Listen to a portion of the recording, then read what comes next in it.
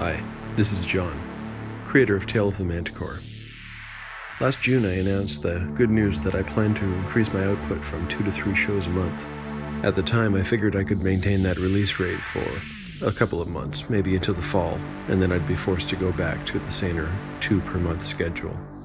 Well, my non-fantasy life has inevitably reached a level of complexity where I'm forced to do just that. And so, starting now, I'll be returning to a 2 per month release schedule. I hope you won't be too disappointed. Thank you very much for your patience and understanding, and as always, thank you for your listenership. And now, on with the show. The following podcast is intended for a mature audience. Listener discretion is advised.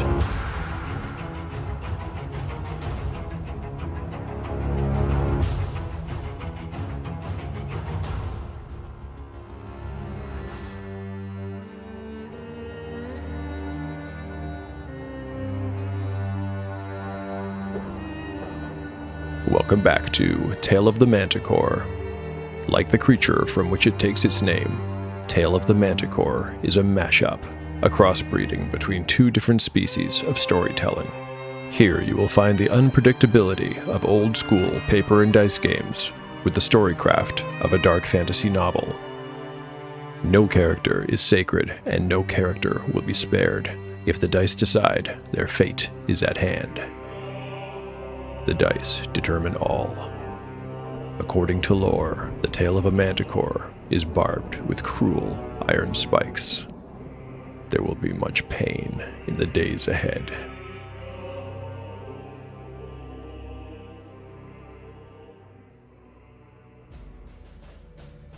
Last time on Tale of the Manticore. In the last chapter of Tale of the Manticore, the party moves deeper into the shrine of Gruenmog after defeating the fire beetles. Before long, Harl is forced to continue alone into parts of the shrine forbidden to non-dwarves. Fortunately, there are no more battles to be fought within. However, it seems the violence is not over yet. Harl makes a chilling discovery when he finds the bloody body of a priestess of Gruenmog spilled over the altar in the inner sanctum. This cleric, or Solemn, as they are known in the Dwarven culture, is familiar to Harl. Solemn Alani was his distant cousin. When Harl investigates, he finds a very suspicious wound among the many other cuts caused by the fire beetles. The placement of this particular laceration suggests that the cleric was not actually killed by the fire beetles, but by a knife drawn across her throat. Harl isn't sure what to make of the mystery, but he's certain that he needs to inform Lord Clenneth without delay. He returns to his companions and tells them that they all need to go back to Dwarvar immediately. The party departs the shrine and begins to ascend the mountain. Lying in ambush not far off is Anatar Ironskin. The party has no idea of the danger they are about to face, but it is worse than anything they have ever seen.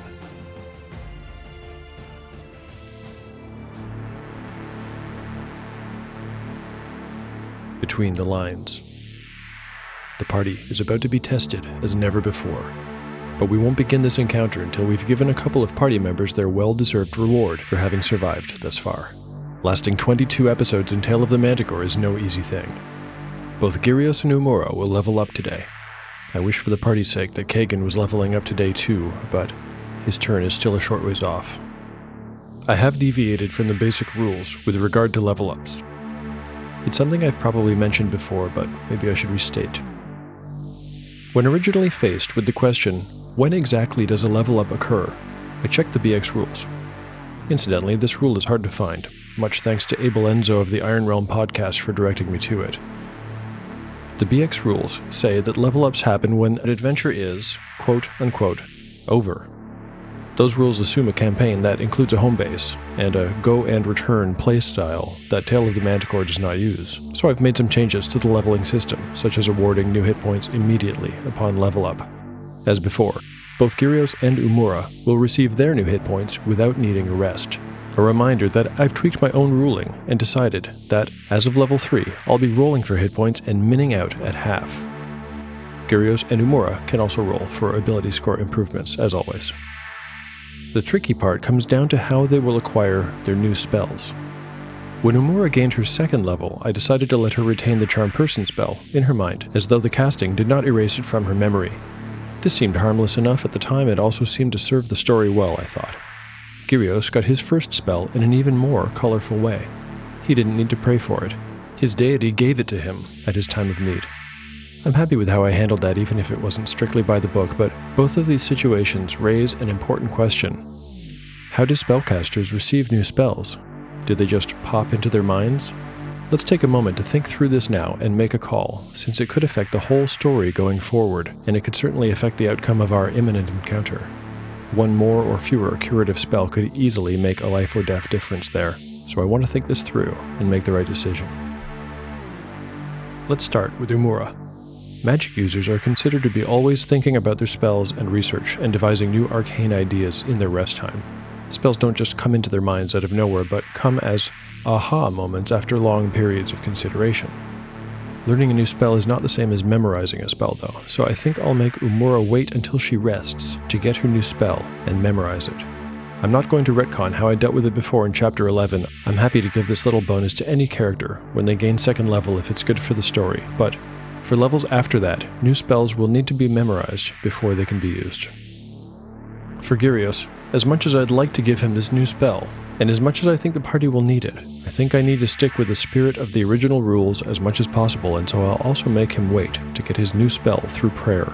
For those who play 5e, you might think of it this way. The two characters have grown their spell slot capacity, but those slots are not yet filled. Wow, that's more rules talk than I've done in a while. Let's get to rolling. Umura, ladies first. She is to receive new hit points right away. As a magic user, she'll get a die 4, minning out at half. Bad luck. I've rolled a 1. Rounded up to 2 to min out at half, plus her constitution bonus of +1 brings her to 13 hit points. Well, that's really not too bad, even with a crappy roll. Next up are the rolls for stat increases. Let's go. Strength. I've got a 4. Nothing there. Intelligence. A 2. Nothing again. Wisdom. Only a 1. Dexterity. A 4. Constitution. I've rolled a 2. Charisma. Another 2. Too bad. No increases for her. After she has time to rest, she'll get something wonderful though. A second level spell. I'm actually very excited for this, and hope like hell she survives long enough to find out what it will be. Gyrios, you're next. Hit point increase. A 6! Gyrios has maxed out. With his con bonus, that's 21 hit points. Gyrios is a tank. Stat increases are up next. Strength. I've rolled a 5. Almost, but no. Intelligence. A 3. Wisdom. Only a 1. Dexterity. I've got a 2. Constitution. I've rolled a 5. Close again, but no cigar. Charisma. A 4. Nope, nothing at all. Maybe Kagan and Eridine will have better luck with those rolls in the coming episodes, if they last that long. Gyrios will also get another first level spell slot, but it's empty, and in fact he currently has no spells available at all. Hopefully, he's learned to use that flail a little better since the last fight. Speaking of fights, let's get back to the action. Hail and well met, traveler.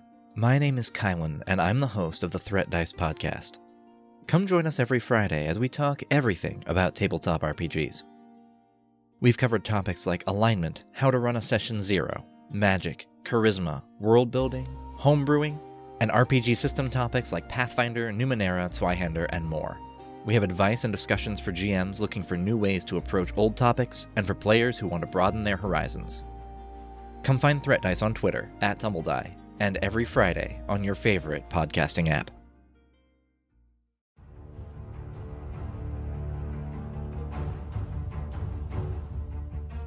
Chapter 23, Part 1, Day 25, Morning.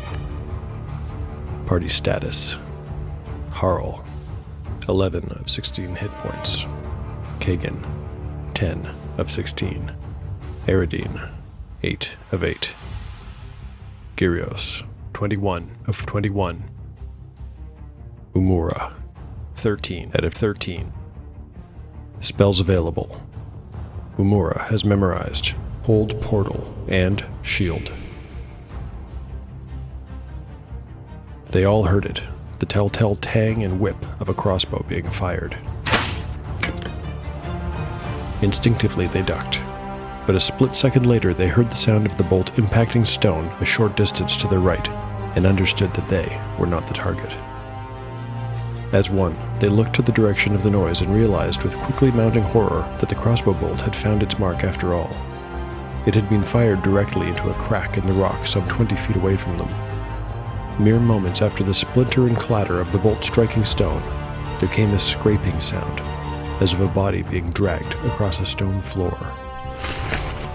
And then they saw it. It had a body as thick as a man's thigh. The giant serpent, dun-colored and set with a yellow spiraling pattern across its scales, slithered forward, forked tongue darting in and out impossibly fast.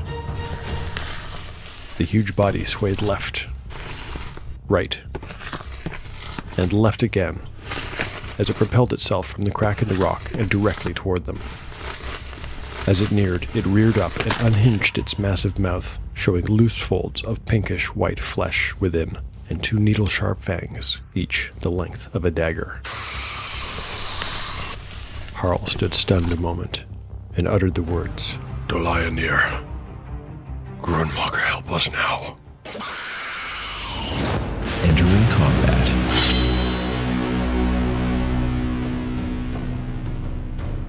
According to the basic rules listing, the rock python is a 5-hit die creature. This one has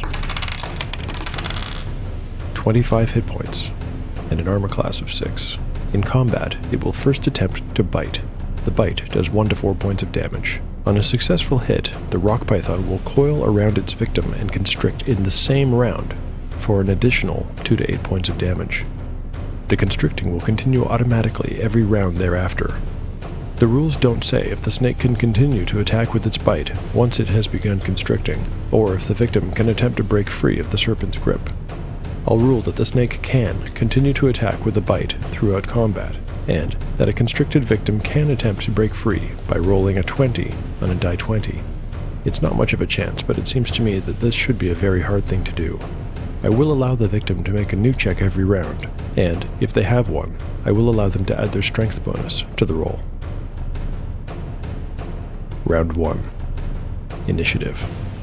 The rock python. A 3. The party. Also a 3. The snake is quick, but the party reacts quickly as well, and has a moment to spread apart and brace themselves before they clash.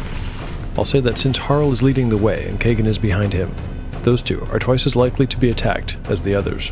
I'm rolling to see who's attacked right now. The dice say Kagan is in the line of fire. Kagan's armor class is 4, and the python needs just a 12 to hit him with its bite. A 19, that's a hit. For just 1 point of damage, the rock python slaloms directly towards Kagan, rears up and lunges forward. Kagan brings his shield out, but just a moment too late. The weight and force of this creature is just too much for him. One of the fangs is dragged across his shoulder. But worse, Kagan is borne to the ground. In seconds, the python is coiled around him. Once, and once again. Kagan's arms are pinned to his side. Now the rock python squeezes Kagan. For 6 points of damage, Kagan hears one of his ribs pop and knows a moment of pure panic. Kagan now has just 3 hit points left. He'd better pray for some good rolls from the others. Because both parties rolled a 3 on initiative, combat is simultaneous, and so Kagan does have a chance to act. He needs a 13 to hit the rock python's armor class of 6. His roll? It's a 4. Clearly, he's not been quick enough. Harl, being closest, is the next to act. He swings with his axe. Harl also needs a 13 to hit. Nat 20! Wow, that's 5 points, plus 8, plus 1, 14 points in 1 hit. Actually, it's even more than that.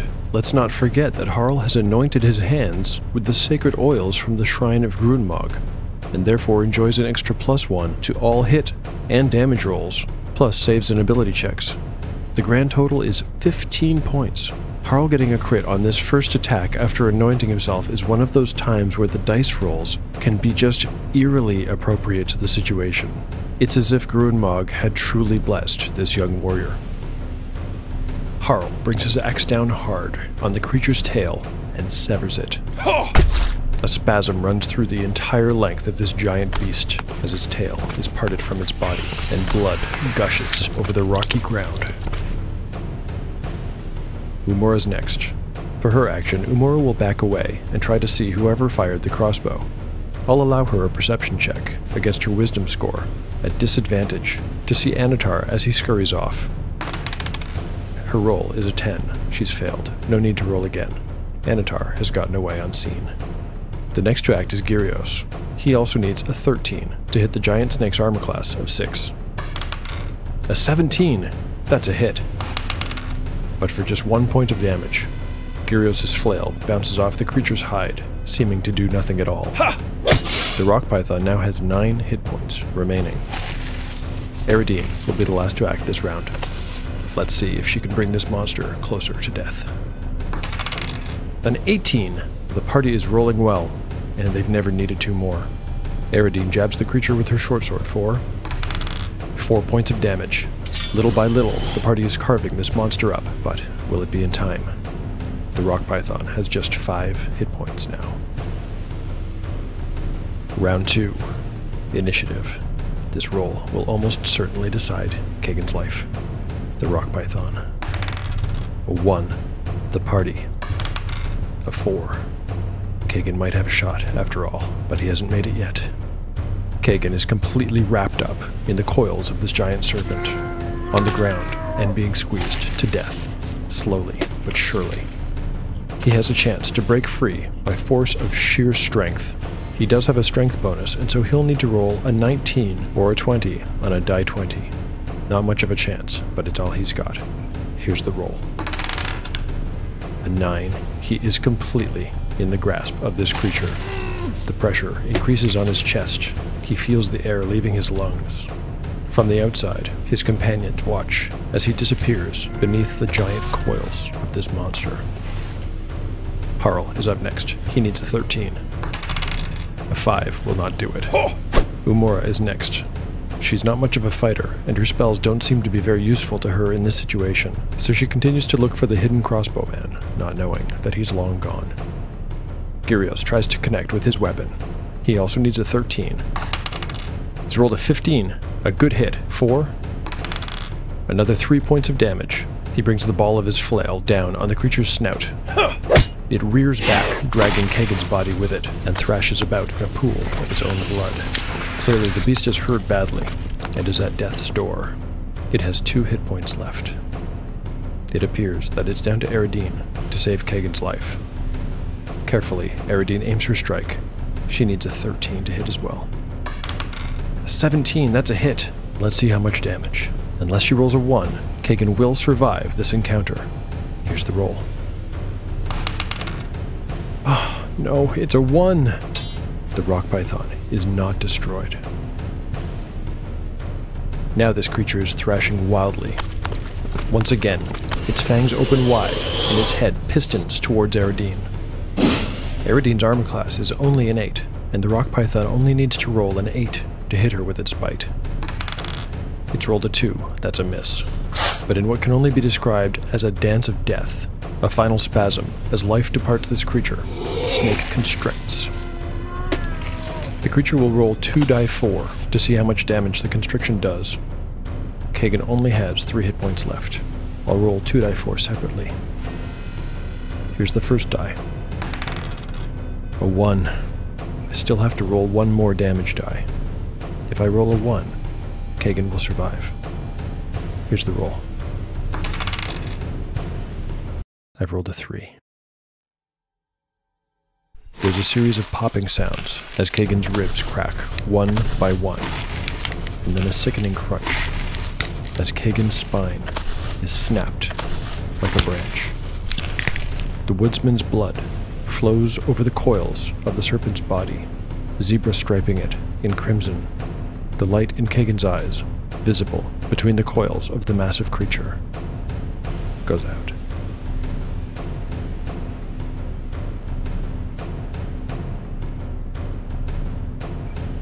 Round 3. Kagan has died, but the party does not know this and fights on. Initiative. The rock python, with 1 hit point left. A 4. The party. A 5. Harl brings his axe up in a wicked backhand. He needs a 13. He's rolled a 14. That's a hit. And for 4 points, the blade of Harl's crescent battle axe slices through this creature's neck. A spray of cold blood covers the dwarf from head to toe, and the giant serpent's head lands at his feet.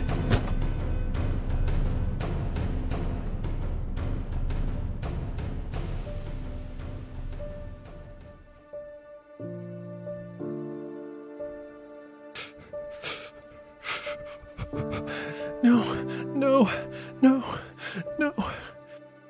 Umura was reduced to a single word and could not stop repeating it. Gyrios, Barked Harl. is there naught you can do for him? The cleric was kneeling down beside the woodsman's broken body, still wrapped in the serpent's massive coils. Gyrios had 2 fingers placed against Kagan's neck. He was feeling for a pulse. Failing to find one, he sighed deeply and closed the dead man's eyelids. He looked back at Harl and slowly shook his head. Mazagar has called this soul home. There is nothing I can do. It is too late.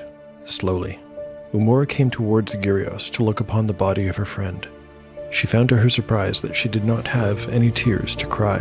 She had started to develop feelings for this man, especially recently, and so she might have expected to weep, or perhaps even scream. But she felt numb, cold, as though nothing could reach her. Gyrios was saying a small prayer over Kagan and trying, without too much luck, to extricate the woodsman from the serpent's body. Even headless, the snake was immensely hard to move. Its body was essentially one massive muscle, and although it had loosened in death, it was still tremendously heavy. Harl and Aradine were off a ways now, looking around wildly for whoever had fired the crossbow bolt and provoked the giant snake, but there was no trace of the assailant. A short time later, Aradine returned to the dwarf with a hard expression on her face. She had some questions for Harl, and assumed he would have answers. He read her expression correctly, and replied, I do not know why this has happened. Clearly, something has occurred, something bigger than us, and we're caught up in the throes of it.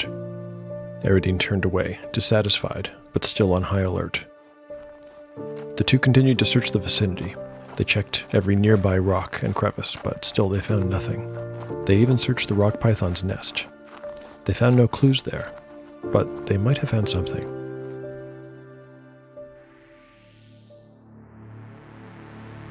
The basic rules listing for rock python assigns it treasure type U. Consulting a table near the end of the rulebook, I can see there are small chances for various kinds of treasure to be present. Let's make this truly random, and truly by the book, and roll through them all. There's a 10% chance to find copper coins. I've rolled a 7, so there are copper coins. 92 of them. Next is silver, 10% chance. An 89 means there's none. A 5% chance of gold coins. 94 means there are none. A 5% chance for gems and jewelry. I've rolled a 19, so there are none of those. There's a 2% chance for magical items. A 45 means there are none. It would seem that among the bones of various kinds of prey, large and small, they found a few coins. Judging by the bones and the nature of the treasure found, I'll say that they also find the skull of a hobgoblin, in fragments but recognizable to Harl.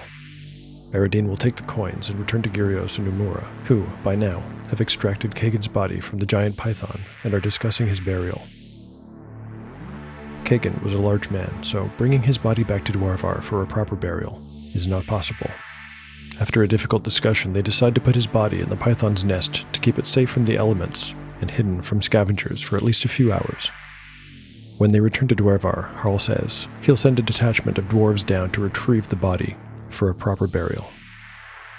Before they place it in the nest, Aridine takes everything useful or valuable from Kagan's body and puts it in her pack. It appears that the life of their friend has been traded for 92 copper coins.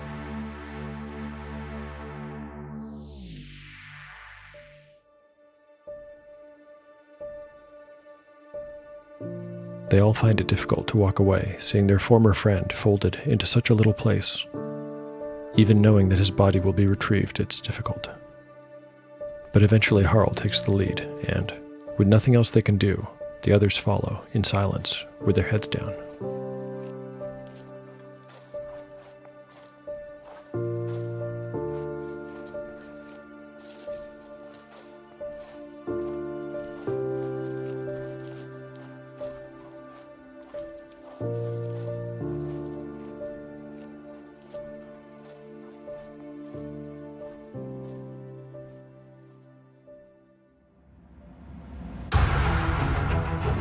Thank you for listening to Tale of the Manticore. If you like what you've heard and you'd like to support the show, please consider leaving a 5-star review on iTunes or some other podcatcher of your choice.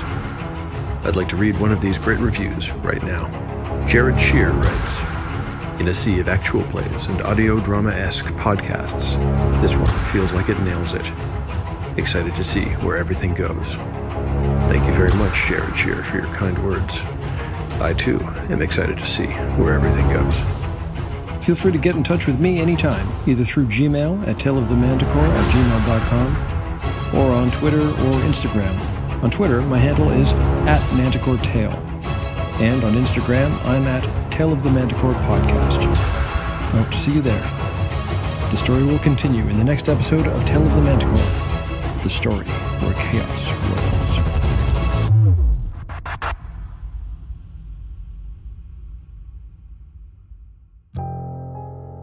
You see, looking up from the ground, blood-red clouds boiling across the sky. You did ask me to bring the thunder. Dejin! Help! I've got the chalice, please! Well, if they're following you, then I guess that takes care of a loose end for me. All of you feel the earth beneath you shake and crack and break. I feel that I have failed both of you, and I am sorry for that. This has nothing to do with you being a bad leader. Do you want to count down? Oh, I think I want to count down. I wanted 3, to help. I always had good 2, intention. I 1. did not deserve to die. Now. The Lucky Die podcast is a weekly 5e Dungeons & Dragons actual play podcast. Join our adventure every Monday wherever you download podcasts by searching for The Lucky Die.